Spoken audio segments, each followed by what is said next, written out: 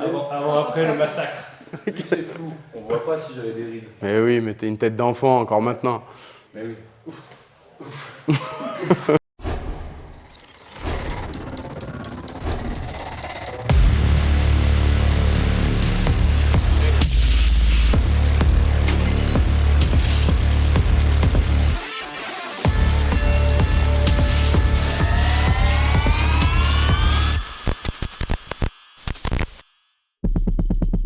Là, la clé, c'est de l'enchaînement, traverser et pas se laisser enrhumer par ce rythme. Si tu es bien en ligne, après derrière tu peux lâcher le raccord.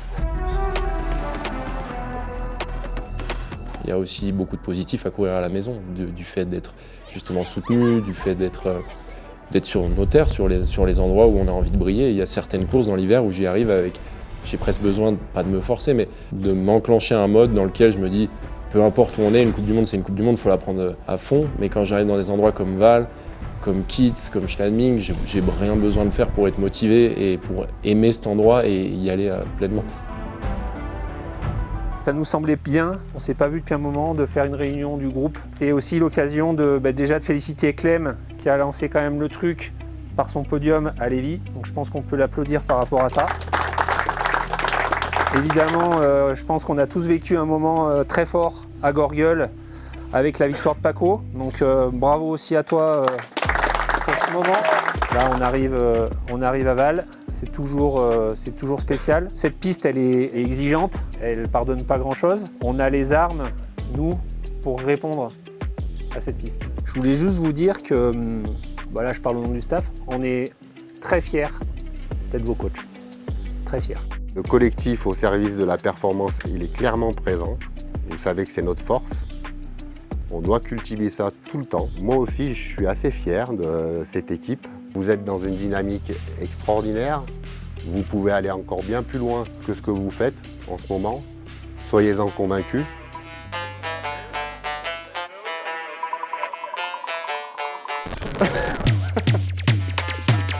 Vous gardez les phares de moto ici fixes. C'est le point d'appui sur lequel, dans un premier temps, je vais commencer à venir préparer, étirer et je reviens. C'est bien Clem, t'es fort. Ce qui est 2 jours à Courchevel et les organismes ont tendance à se crisper, à se tendre. Donc mobilité, évidemment, des petits gainages spécifiques pour être sûr qu'ils soient bien stimulés et réactifs. Eh ben ça sera le numéro 6. Globalement, il n'y a pas de temps de répit.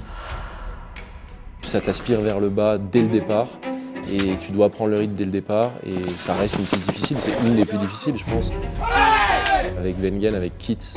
Clem en piste. C'est une des pistes où tu as le droit à l'erreur dans un sens où tout le monde fait un peu des erreurs sur la face, personne skie parfaitement dedans. Oui. Allez Clément. Mais t'as pas trop le droit à l'erreur parce que sinon t'es dehors, ça pardonne pas beaucoup.